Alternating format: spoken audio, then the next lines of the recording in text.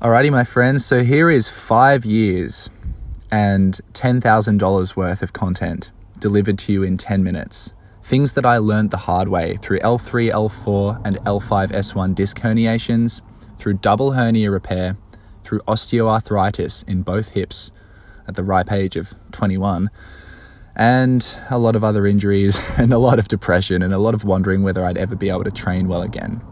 Guess what? I'm not in pain. I feel great. I'm having my best days, and you can too. And I'm going to explain exactly how to go about that in this video through some basic training tips. Surprise, surprise, keeping the rib cage down in the hang. Now, this is a fundamental skill that we're later going to apply to every other movement, so please bear with me. It's really worth mastering. By breathing out fully, you can get the feel of what it is to use your obliques and depress the ribs, which is the opposite of what you see right here. You'll notice that when I do that, and then I initiate my pull-up, my lats really pop out, right? Those muscles are really working. But when I flare the ribs, I rely too much on my mid and upper back. And this is where some people who have winging scapulae or just a feeling of unstable shoulders need to do a lot of work, learning to keep the ribs depressed and force those shoulder blades to move really well, which makes it harder initially, but it's worth it. But it's not just about the shoulders. The point is learning that the shoulders are connected to the midsection, which is connected to everything else. See how my shoulder blades retract and my ribs pop forward when my weight's on my toes? And when it's on my heels, my back ribs expand, my hips go back, and I reach forward with my arms.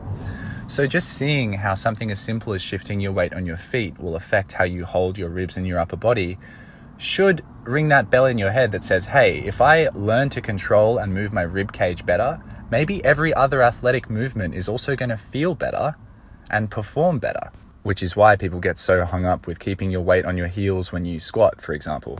Because if your weight travels forward onto your toes, you're more likely to be compressing through the lumbar spine and flaring your ribs forward. And that's not something we really want, because you're already compressed in a squat. So what we need to do is resist that compression, stay more towards the heels, stay expanded and lengthened through the back body so that when we breathe, the spine's being decompressed and the air isn't just spilling out forward. Now, by the end of the video, I want you to get this, not just in your head, but in your body. So stand up, keep your front ribs down and breathe. See if you can breathe into your back. See how I made my back ribs really protrude there? Now, this doesn't mean becoming a hunchback, so you can elongate through the back of your neck and stand up straight, but I don't want you to lose the fullness and length through the back of your body. And now, if you try to extend your upper back, keeping that fullness and not dumping into the lumbar, you'll find you probably have less range than you think. Of course, you can bend further if you let the ribs go and you just kind of flop, but then we lose this beautiful decompressive, stabilizing effect of the relationship between the rib cage and the pelvis. Now, a great way to test this is inverting the body, because as soon as you go upside down, your nervous system becomes like 50% dumber and you got to relearn.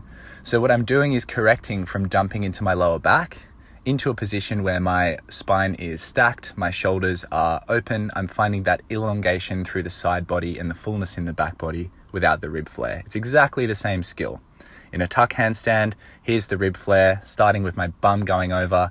Here is no rib flare, making my low ribs being the focal point that I'm leaning into. Okay, so you can apply this to an overhead squat in the same way. As you squat down, you don't just want to stick your bum back like Kim Kardashian.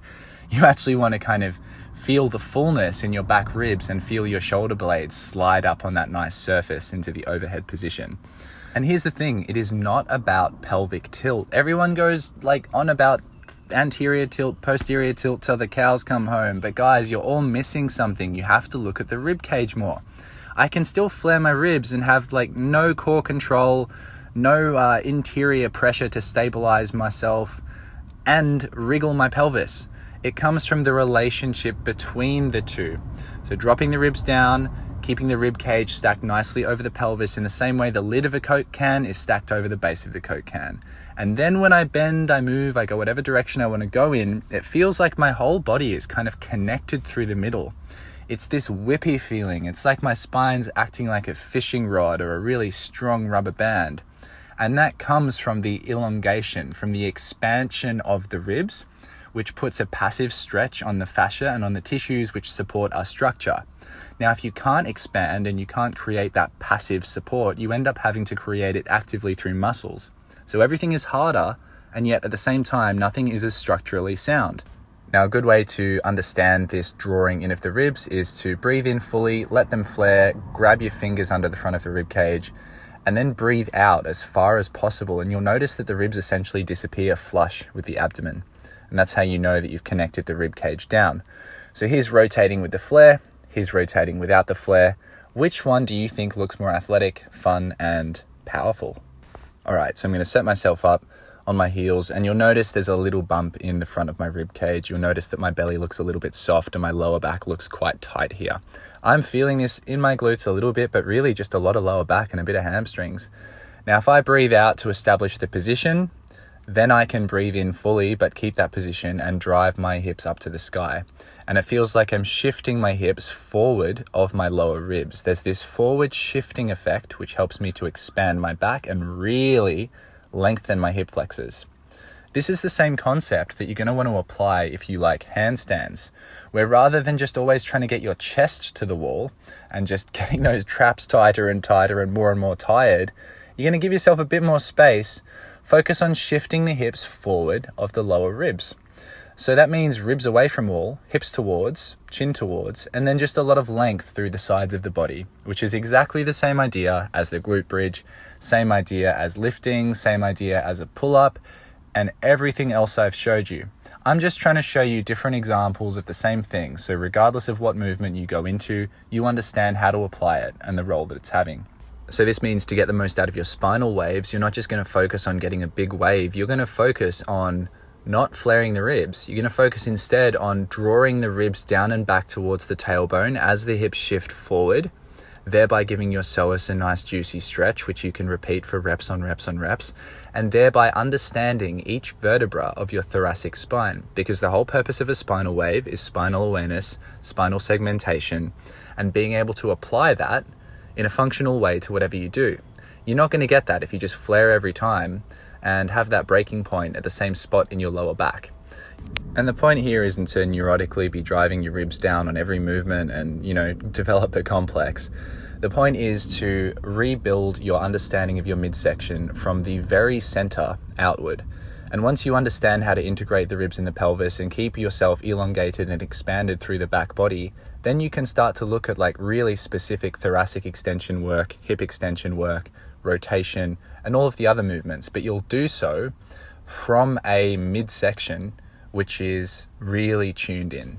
If you're someone who has pain or discomfort on side flexion or lateral shifts, like picking up a suitcase or carrying something on one shoulder, maybe cartwheeling, try this drill. So I want you to try to create lateral shifting and curvature from higher up in the body, around the ribs and the upper back, not the lumbar spine. So imagine drawing your sides long, and each time I want you to inhale into the side you're expanding. So right, left, right, to free up the rib cage and decompress the lumbar spine.